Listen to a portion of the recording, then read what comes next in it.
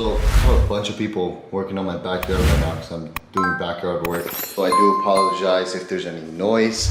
But anyways, I decided to make this video one because I know you guys really like the trading content that I post on my channel. So I'm gonna try and post a little bit more content and you guys can see my mindset behind some of the reasonings why I actually took some of these trades. So hopefully you guys do benefit off of this video and do gain value off of this video. So anyways, we're only about 13 days away from launching the day trading institution, which I'm super excited.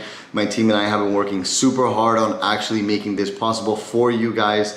And we launch on December 20th. Right now it is December 7th, so we're getting closer and closer to the launch date. If you guys are actually interested in applying, you could apply to the day trading institution with the link down in the description because we're only taking a maximum of 100 new students. So this is the website you guys can actually go and check out. You guys can find more information there about me. Then you guys can see the actual live track record of the FTMO account where I made 170K at most in the span of 30 days. You can see a little bit more information on how the course works, the community, the ongoing education, then the lifetime access information. Then you can see more student testimonials there. And then you can actually find more information on the course itself. So one thing that my team and I really wanted to incorporate in the day trading institution is give it more of a community aspect and a more community focused program, not just a course. Even though there's literally hours and hours of content on the course itself, I'm always going to be continuing to add new content onto the course. Like you guys can kind of see here right now, I have a video on risk management, which is 30 minutes long, and then we go over a lot of the trading setups there. And I made 2 videos alone just for entries. I made another video on stop losses, take profits, when to get into the trade, when to get out of the trade. I also added a 30-minute video here on how to actually scale into a position. And there's just a ton of content on the day trading institution. So one thing I also wanted to focus on the day trading institution before the actual launch itself was the psychology section. So I have a lot of psychology talk throughout the entire course content and a section dedicated just to psychology. But like I said, again, we're really mainly trying to focus on the community aspect of this as well. So every Friday, we're gonna be doing a Q&A webinar. Every Wednesday, we're gonna be taking a smaller group of students that are already in the day trading institution and doing more like a peer review and going over their specific problems in general. Then every Sunday, we're gonna have a pre-market outlook for the rest of the week where everybody could come, obviously, along with the Q&As. But the peer review group is going to be a smaller group that I'm going to be doing every single Wednesday. So again, if you guys are interested, the link is down in the description. You can find more information there. We do launch December 20th. We're only taking a maximum of 100 students. So if that's something that interests you and you really want to join, you can go apply down below. We're letting everybody know if they got accepted or not within a week advance of actually launching the course. So about maybe 5 days from now. Finally, for those of you guys who are my car enthusiasts, I have good news for you guys.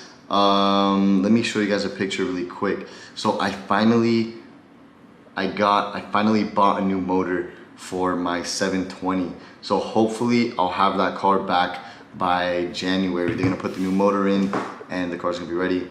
Anyways guys, hopefully you guys do enjoy the rest of this video. Initially, I was gonna post a completely different video today because I had a different video in mind, and then I was gonna post this one later on. But I was looking at some of the clips from the video and I actually did post it and they were all messed up. So, you know, I'm gonna have to skip that video and we're gonna go straight to this video. So today, you know, you guys just saw the beginning intro that I recorded earlier today, right? Now I'm gonna actually go over the 2 trades that I've taken this month so far. So I've taken a GJ long and I've taken a silver long. 2021, I'm gonna focus just straight on commodities. But before I did that, I wanted to test my system on silver. And so far, I really haven't lost any trades. I've only taken 4 trades, but the results look very promising in the back test. They came out positive, meaning I have a positive expectancy. And in the long run, I'm looking to make money. So right now, for those of you who are in the signal room, I only took the trade on GJ that I actually did call, which currently we are in profit. But I didn't call the silver trade just because I don't feel like I'm ready to be calling those trades on a system that I just tested on there. I'd rather put my own money at risk first before I actually start calling signals on silver. So 2021, I'm gonna be going ham in the signal room again. Like I said, I've just been mainly focusing on the day trading institution. But anyways, I'm actually gonna close my position here on silver. So here's a trade history that I've taken on silver so far. So I've made about 22K on silver, and then I had another deposit coming in because I did 2 deposits and the second deposit was late, but at that point, you know, I had already made 20,000 on silver. So I decided to withdraw 20,000, pay myself 10 and give myself 10 back and leave another $12,000 of profit in there. As you guys can see, I just closed with a $51,000 profit there on silver. And then as you guys can see, here's a withdrawal for $20,000. And then here is my trade on GJ still floating, as you guys can see. So 52K day, really great day, super happy for that. 20K withdrawal as well, just so I can go buy some Christmas stuff and, you know, pay for whatever bills I have to pay for this month so far, right? Pay for the house and whatever. So now let's get into the actual breakdown of why I took this trade. Yo, what's good everybody? So I want to go over my actual silver position and why I took the trade. So I just got out around this area here. Now my initial target for the trade was a little bit higher. It was over here, but I did like this target that I had here, which was these highs. So why I took silver. So let's go down again, you know, the process that I actually go through when taking a trade. It's called top-down analysis. So I always typically perform my top-down analysis on a weekly time frame, then work my way down. Sorry guys about all the drawing tools on the chart. I was actually recording a video for the day trading institution, right? So when it came down to silver, as you guys can see, this is a level of supply that I have here on the daily, which is $22 an ounce. Right, so as you guys can see, here we have support and then here we have supply. So last week, silver actually closed above, giving me an indication that we could see price go bullish from this area. Why is that? Because of buying pressure. There was buying pressure here when silver was trading here, and now we're starting to see buyers come back into the market. It'd be a little bit of a different story if price actually closed under. But as of right now, what I see is the probability of silver going up is a lot higher. Right? Then we go down to a daily time frame and we could see day after day after day after day, price failed to actually break the level of supply. You could see sellers attempt time and time again to actually break under supply, which it did not happen. What happened here was that there was more buyers that came into the market. So when it came down to me actually taking this position on silver, the very first thing that I identified was that we were in a range. We had the top of the range being here and the bottom of the range being roughly around here. Every time price came down to support, it rejected and went in the opposite direction, right? This was a type A setup for me, meaning that it was a high probability trade versus a type B setup where the probability isn't really that high, but it's still in my favor. So this is why I went very aggressive with the lot size on this trade. I was risking about anywhere between $17,000 to $20,000 on this trade alone. And as you guys saw, I made like 2.7 times my risk, or $52,000 on this trade.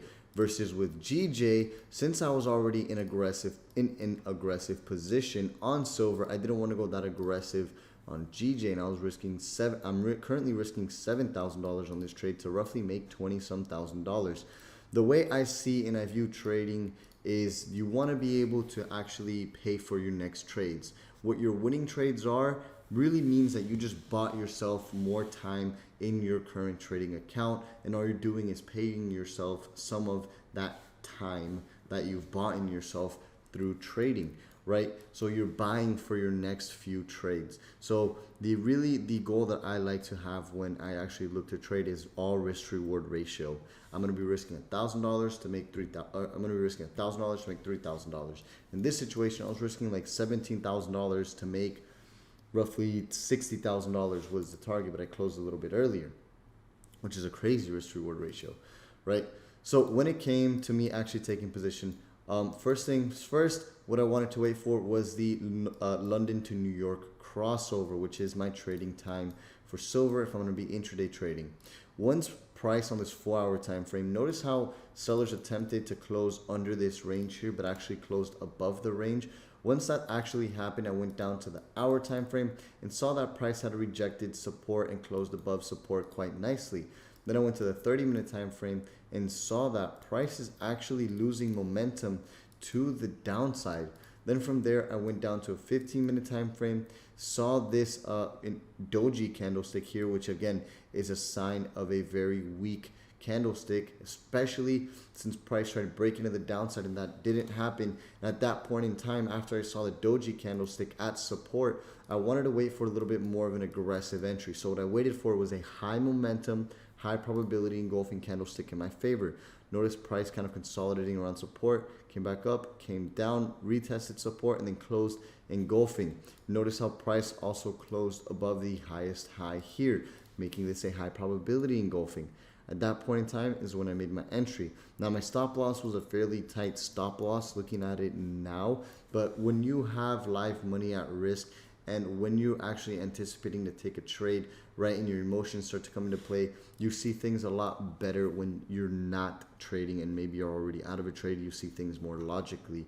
Definitely price could have wicked me out and continued to go up in my favor, but I was lucky enough that price and momentum held quite nicely, came up, hit my target initially, which was this red line here, but price kind of blew through that. So I was like, you know what, I'm going to hold this trade. I'm going to set my stop loss. So where my stop loss was actually 50% of my target. So my stop loss was right here. So I was at least going to secure roughly $30,000 on my trade, which is 2 times my risk. Worst comes to worst. I took a nap, woke up, and then saw that price was actually trading somewhere in this area. So I decided to actually hold. Once I saw price wasn't actually able to close above, I ended up closing the position right in front of you guys, as you guys saw there. So what can you get from this video? Pretty much targets and stop loss. My stop loss was under support. My target was my nearest level of resistance. If price would have broken through this area, my next target would have been my next level of support or resistance, which would have been somewhere over here, making me possibly an extra 3 times my risk. So an extra $50,000 would have made like $80,000, you know, on this trade, which would have been absolutely insane, right? But I stuck to my rules. I stuck to my plan. I didn't see that price was going to break this area. It could very much well do that in the next couple of hours, but I'm still very happy with the outcome of the trade. And that was, again, that I was able to emotionally discipline myself with holding my position. Because just imagine, you know, with my current lot size up here, I was up maybe $30-some thousand. Once price actually came back down to here, you know, you see $15,000 leave just like that. For me to be able to hold my trade as long as I possibly could and really let that winner run as long as I could was something that could be very challenging, and that's the level up in trading. Right? This is what makes you an average trader to a good trader to an even better trader, is really understanding yourself and your emotions. Now, the technical aspect of it wasn't too hard to understand. I was buying at a supply level once price started showing rejections to the downside. Then I bought at a level of support and targeted a level of resistance with my stop loss under support and my take profit at resistance. Trading doesn't have to be so complicated. Right now, in terms of confluence and confirmations, we did have a few confirmations, mainly buying at the supply level and buying at the bottom of the range, waiting for buying pressure to come back in versus selling pressure actually dying down. So hopefully you guys did enjoy this video. When it comes down to GJ, I can break down GJ for you guys as well and why I took this trade on GJ. So when it came down to GJ, this is a level again of supply down here where we've seen price reject, you know, time and time again. So once price actually rejected supply yet again, and price made higher highs, right? Because over here we have our previous structure, lower highs, excuse me, right? When it comes down to market structure, you need to have your market structure intact. So we have a lower high here, a low, lower high, some consolidation, which this is our lower high, then price made a lower low. Notice the break of structure. That was the first indication that I should start looking for longs. Then price actually pulled back to this level of demand, and this was another A-type setup. Price actually pulled back to this level of supply where we did see some consolidation, some rejection, and we had a 38.20 on fibs. So notice how I'm kind of building a story and a hypothesis, right? Notice how the probability is a lot higher to buy than it is to sell. At that point in time, I determined I'm going to be looking for buy positions, and I simply waited for my entry candlestick signal. Once I saw my entry candlestick signal right at my level of support, then that's when I decided to enter the market. My stop loss is under support. My take profit are the next market highs. Now this is my overall take profit. This is my main take profit for about 2 times my risk, where then I'll manage my position and move my stop loss. So we'll see how this trade plays out. If I lose money on this trade, then I don't net a $52,000 day. I'll probably net around a $53,000 or a $54,000 day, which is still amazing. You're gonna win trades, you're gonna lose trades. Even if you have the highest probabilities in the world, it doesn't mean you have a guaranteed win. This is why you have to manage your risk. Notice that if I lose this trade, it doesn't eat up my last few trades, or not even my last few trades. If I lose this trade, it doesn't eat up all of my profits from the last trade. Again, you want to lose small and win big. Risk to reward is something that's always been king for me over win rate. Anyways, guys, hopefully you guys enjoyed this video. Again, if you guys want to join my the Day Trading Institution program, you can actually apply to that with the link in the description. And let's actually get you to a point where you can actually obtain the type of income that you want to make off of trading. And I'm just simply here to help and guide you guys, even throughout all the free content. I hope you guys have all been benefiting off of all the free content that I've been putting up on YouTube. I'm going to try and post way more once 2021 actually starts, because I've just been so swamped with the Day Trading Institution and making that as best as I possibly could. Anyways, guys, I'll talk to you guys in the next video.